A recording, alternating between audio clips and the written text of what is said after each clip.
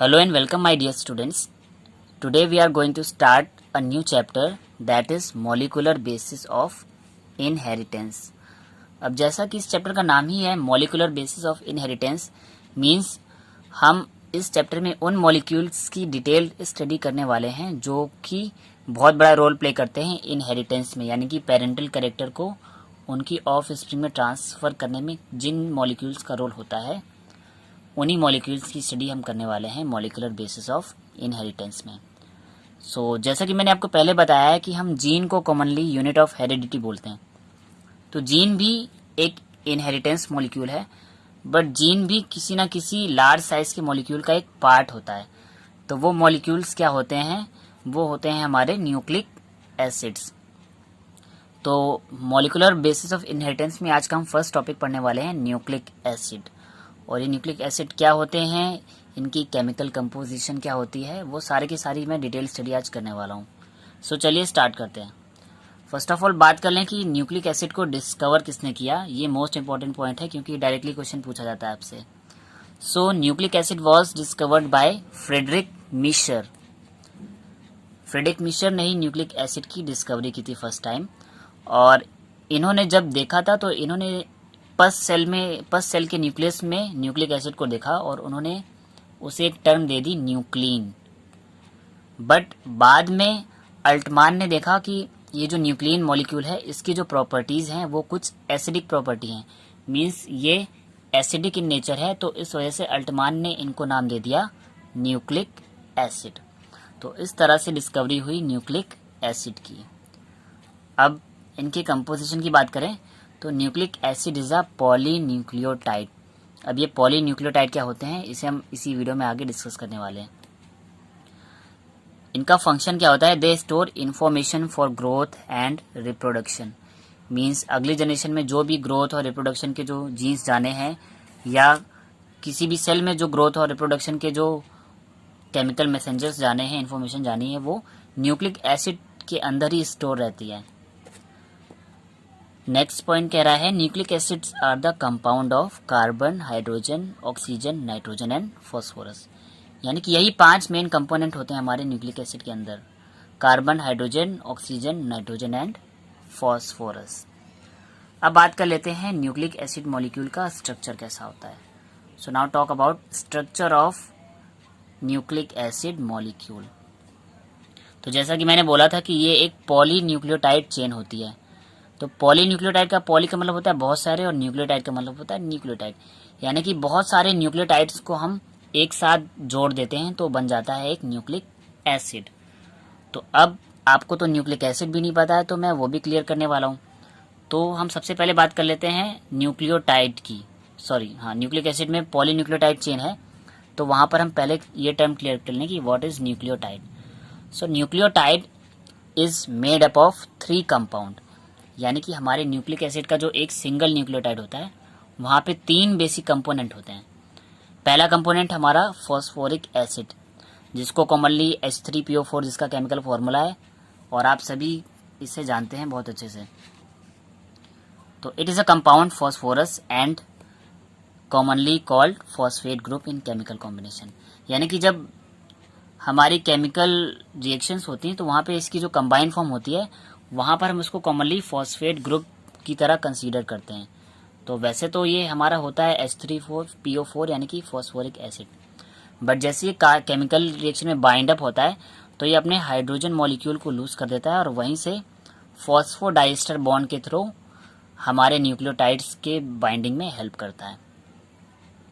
तो जब ये बाइंड करेगा तब हम इससे बोलेंगे फॉस्फेट ग्रुप, बाकी अकेला तो ये फॉस्फोरिक एसिड है। तो पहला कंपाउंड हमने देख लिया फॉस्फोरिक एसिड। इसके बाद सेकंड कंपाउंड जो हमारा होता है शुगर, यानी कि न्यूक्लियोटाइड में एक मॉलिक्यूल तो हो गया फॉस्फोरिक एसिड का और दूसरा मॉलिक्यूल होगा हमारा शुगर का। तो अब बात करें अगर हम शुगर की, तो शुगर जो है हमारे न्यूक्लिक एसिड की जो शुगर होती है वो 5 कार्बन की होती है। Sugar of nucleic acid are of 5 carbon atom, यानी कि इनकी शुगर में 5 कार्बन होंगे और ये कैसी होंगी? एरोमेटिक रिंग होंगी, यानी कि साइक्लिक कंपाउंड होंगे। तो इसी वजह से 5 कार्बन की वजह से इन शुगर का नाम दिया गया है पेंटोज शुगर। अब जैसा कि हम लोग केमिस्ट्री में पढ़ते हैं कि अगर 4 के लिए हम टर्म यूज़ करते हैं टेट्रा, 5 के लिए पेंटा, सो पेंटा यानी कि पेंटोस शुगर। अगर 6 कार्बन की शुगर होती है तो हम उसको हेक्सोस शुगर बोलते हैं। जैसे कि हमारा जो ग्लूकोज है वो 6 कार्बन शुगर है, तो उसे हम कॉमनली हेक्सोस शुगर भी बोलते हैं। तो सेम एज हम बात करेंगे अगर न्यूक्लिक एसिड की शुगर की, तो वो कैसी है, pentose sugar, means it is made up of 5 carbon atoms. अब ये पेंटोस शुगर भी 2 टाइप की देखी गई है। पहली कैटेगरी है हमारी राइबोस शुगर और दूसरी हमारी डीऑक्सी राइबोस शुगर। और ये राइबोस शुगर और डीऑक्सी राइबोस शुगर में क्या वेरिएशन है उन्हें भी हम क्लियर कर लेते हैं। तो सिंपली अगर हम बात करें राइबोस शुगर की, तो if the number of second carbon atom bears hydrogen and OH group, it is called ribose sugar. यानी कि राइबोस शुगर के केस में क्या होगा, हमारे जैसे कि मैंने बताया 5 कार्बन की हमारी रिंग होनी है और 5 कार्बन की रिंग में जो सेकेंड कार्बन एटम है वहाँ पर एक OH ग्रुप होगा और एक हाइड्रोजन ग्रुप होगा। इस तरह का अगर अरेंजमेंट होगा तो उस शुगर को बोला जाएगा राइबोस शुगर। डीऑक्सी राइबोस में थोड़ा सा डिफरेंस आ जाता है। क्या होता है देख लीजिए, if the second carbon atom of pentose sugar bears 2 hydrogen atom, it is called deoxy ribose sugar. अब मैं स्ट्रक्चर को डिफाइन करता हूं और वहीं से आपको क्लियर हो जाएगा। ये देखिए आपके पास सामने एक राइबोस शुगर और एक डीऑक्सी राइबोस शुगर का डायग्राम है। दोनों की दोनों आपको दिख रही हैं 5 कार्बन रिंग है। अगर हम इनकी नेमिंग करें तो ये देखिए first carbon, second, third, fourth and fifth. Same as यहाँ पे भी 1, 2, 3, 4 एंड 5। अब राइबोस शुगर की डेफिनेशन कह रही थी कि अगर हमारा जो पहला कार्बन एटम है, सॉरी सेकेंड कार्बन एटम, तो सेकेंड कार्बन एटम पे ग्रुपिंग कैसी है कि एक ग्रुप तो हाइड्रोजन होगा और दूसरा OH होगा। तो इस तरह से अगर अरेंजमेंट है सेकेंड कार्बन पर तो हम उसे बोल देते हैं राइबोस शुगर।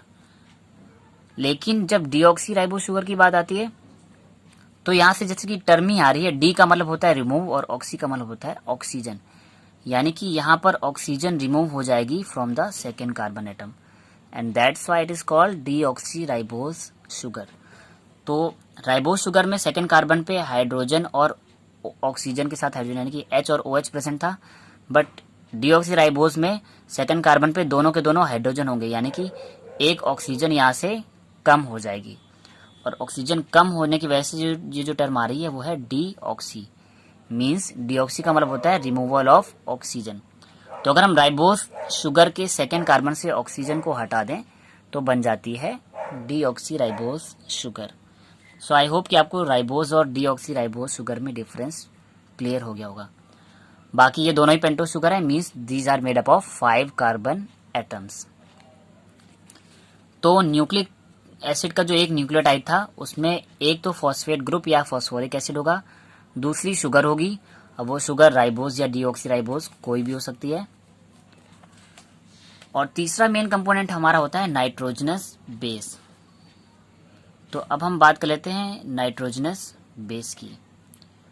तो नाइट्रोजनस बेस जो है हमारे 2 टाइप के होते हैं, एक प्यूरिन बेस होता है और दूसरा पायरिमिडीन बेस होता है। तो सबसे पहले अगर हम बात करें प्यूरिन बेस की, तो प्यूरिन बेस में होती हैं 2 रिंग्स। कौन कौन सी? पहली हमारी पायरिमिडीन रिंग, और जो पायरिमिडीन रिंग होती है वो 2 नाइट्रोजन और 4 कार्बन एटम की बनी हुई होती है।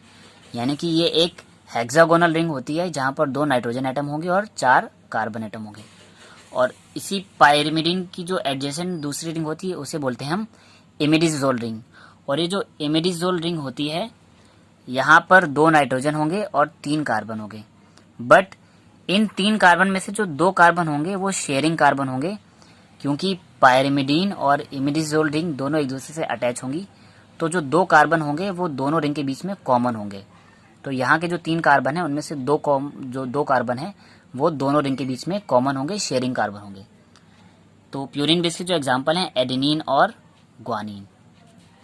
अब मैं रिंग्स को आपको रिप्रेजेंट कर लूंगा तो वहां से आपको डिफ्रेंशिएट हो जाएगा। सिंपल देखिए, आपको जो इतना पोर्शन ये जो दिख रहा है ये हमारी फर्स्ट रिंग है जिसको कि हमने बोला है पायरिमिडीन रिंग। अब इस पायरिमिडीन रिंग में देखिए तो आपको नाइट्रोजन एटम कितने, एक ये है और एक ये, यानी कि 2 नाइट्रोजन एटम हो गए जैसा कि मैंने बोला था, और 4 कार्बन एटम है, तो 1 2 3 एंड 4 कार्बन एटम। तो पहली रिंग हमारी पायरिमिडीन रिंग है जहाँ पे 4 कार्बन एटम और 2 नाइट्रोजन एटम। और इसी पायरिमिडीन रिंग से अटैच्ड जो दूसरी रिंग है जिसको कि मैंने बोला है इमिडिजोल रिंग, जहाँ पे देखिए 1 एंड 1 यानी कि 2 नाइट्रोजन एटम एंड 1 2 एंड 3 यानी कि 3 कार्बन एटम। अब जैसा कि मैंने बोला यानी कि यहाँ पे जो 2 कार्बन एटम है वो शेयरिंग में है, यानी कि ये वाला कार्बन और ये वाला कार्बन इन दोनों रिंग में कॉमन है, क्योंकि ये दोनों कार्बन पहली वाली हमारी पायरिमिडीन रिंग के 4 कार्बन का भी पार्ट है और दूसरी वाली रिंग के 3 कार्बन का भी पार्ट है। सो इस तरह से हमारा जो प्यूरिन बेस है वो हमारी 2 रिंग का बना हुआ है, एक तो हमारी पायरिमिडीन रिंग और दूसरी एमिडिजोल रिंग। तो इनके जो एग्जांपल है दोनों ही हैं, एक तो एडेनिन और एक ग्वानिन। मैंने दोनों के स्ट्रक्चर बना रखे हैं, दिखने में दोनों ही लगभग सिमिलर होते हैं, बस ग्रुप का वेरिएशन होता है। जैसे यहाँ पर अमीनो ग्रुप जो है 6 कार्बन एटम पर है, यहाँ पर अमीनो ग्रुप जो है हमारा 2 कार्बन एटम पर आ गया। और यहाँ 6 कार्बन एटम पर देखिए तो कार्बन के साथ ऑक्सीजन की बाइंडिंग हो रही है।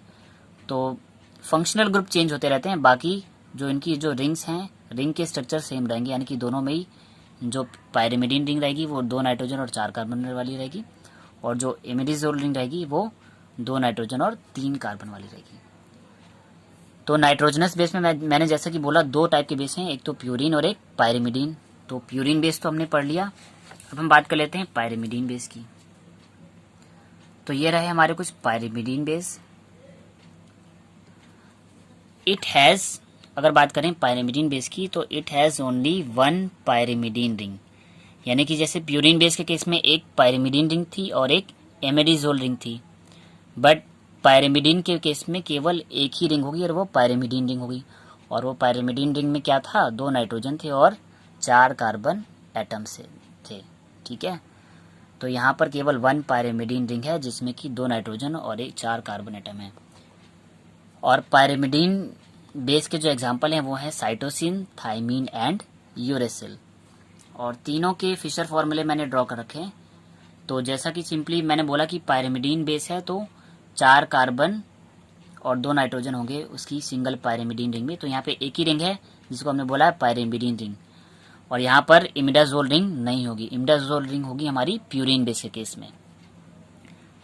तो यहाँ पे देख लीजिए एक नाइट्रोजन ये और एक, यानी कि कॉमनली 2 नाइट्रोजन हो गए और 1 2 3 एंड 4 कार्बन एटम। सब में ये कॉमन प्रॉपर्टी है, नाइट्रोजन 2 हैं, कार्बन 4 है। यहाँ पे भी 1 and 2 nitrogen and 1 2 3 and 4 carbon atom.